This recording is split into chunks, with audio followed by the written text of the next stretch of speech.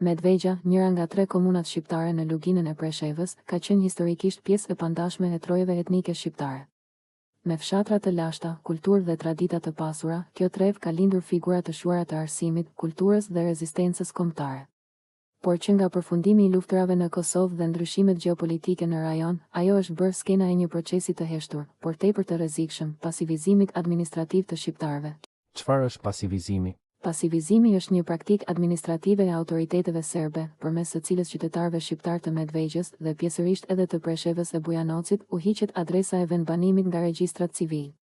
Në momentin kur një person shpallet pa vendbanim, ai automatikisht humbet të drejta të rëndësishme, të drejtën për të votuar, për të marrë shërbime shëndetësore, për të përfituar pension, për të regjistruar pronë, për të rinovuar dokumente identiteti dhe shumë të tjera.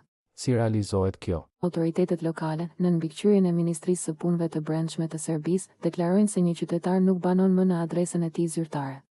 Shpesh, kjo bëhet pa një verifikim real dhe pa lajmërim paraprak.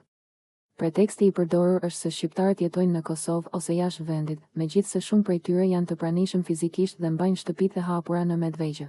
Pasojat demografike dhe politike. Pasivizimi është një mjet për spastrimin etnik të heshtur. Nëse shqiptarët nuk figurojnë në regjistra, ata nuk numërohen as në census, çka ul përqindjen e popullsisë shqiptare në komunë. Ky manipulim statistikash shërben për të justifikuar më pas heqjen e të drejtave kolektive, uljen e përfaqësimit politik dhe dobësimin e pranisë shqiptare në institucione. Në disa fshatra të Medvegjës, numri i banorëve shqiptar në dokumente është ulur në mënyrë dramatike, pavarësisht se shtëpitë ekzistojnë dhe familjet kthehen rregullisht. Ky proces ka ndikim të drejtë për drejtë edhe në çështjet pronësore. Personat e pasivizuar shpesh përballen me pengesa ligjore për të trashëguar apo për të regjistruar tokën e tyre. Qëllimi politik. Qëllimi final është i qartë, ndryshimi i strukturës etnike të Medvegjës në favor të popullsisë serbe dhe dobësimi i pranisë shqiptare deri në zhdukje statistikore. Ky është një proces që nuk ndodh me tanke e armë, por me vula dhe vendime administrative, një formë moderne e spastrimit etnik.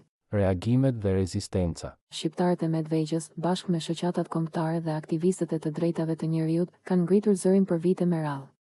Janë dorëzuar peticione, janë bërë protesta dhe janë apeluar institucionet ndërkombëtare, përfshirë Këshillin e Evropës, Parlamentin Evropian dhe organizatat e të drejtave të njerëzit. Por, për fat të keq, procesi vazhdon me ritme të ngadalta, ndërsa çdo vit qindra shqiptar humbasin statusin e vendbanimit. Pse është kjo çështje kombëtare? Pasivizimi në Medvegjë nuk është një problem lokal, por një plagë kombëtare. Çdo shqiptar i larguar nga regjistrat është një adresë më pak në hartën etnike shqiptare, një vot më pak për përfaqësim politik dhe një hap më afër zhbërjes së pranisë sonë shekullore në atë trev. Punimi shkruar nga shkrimtari i shumë veprave të botuara, opinionist dhe autori i 2 katalogëve mbi veshjen tradicionale të Medvegjës, është edhe autori i librave Shqiptarët e Medvegjës në përshekuj, vëllimi 1 dhe 2, Rahman Hyseni.